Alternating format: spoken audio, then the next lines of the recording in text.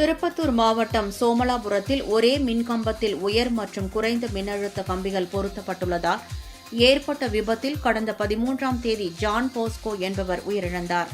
இது தொடர்பாக மாவட்ட ஆட்சியர் அலுவலகம் உள்ளிட்ட பல்வேறு இடங்களில் மனு அளித்தும் அலட்சியமான பதிலே தங்களுக்கு கிடைப்பதாக அப்பகுதி மக்கள் வேதனை தெரிவித்துள்ளனர்.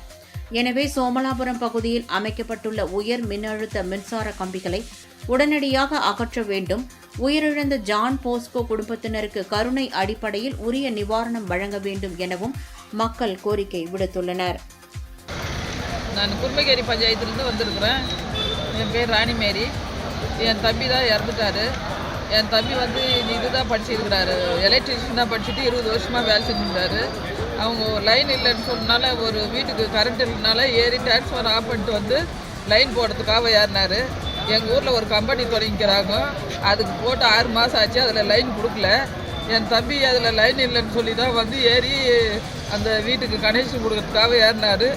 அந்த கனெக்ஷன் கொடுக்கும்போது அதில் கரண்ட்டுக்கு அதுக்கு அவர் இறக்கிறதுக்கு முன்னாடி 4 நாளைக்கு முன்னாடி தான் கரண்ட் போட்டுக்கிறாங்க. அது யாருக்கும் ஊர் மக்களுக்கு தெரியல, யாருக்குமே தெரியாது. என் தம்பி அது கம்பெனி கொடுத்த பவர் லைன்னால என் தம்பி ஏறாமல் அதே இடத்துல இறந்துட்டார். இங்கே நாங்கள் மனு கொடுக்க வந்துக்கிறோம். எங்கள் மனுவை இங்கே ஏற்றுக்க மாட்டேங்கிறாங்க, நீங்கள் வேறு இடத்துக்கு போகணும்னு சொல்கிறாங்க. அதனால் இதுக்கு நீங்கள் தான் ஒரு தீர்வு கொடுக்கணும்.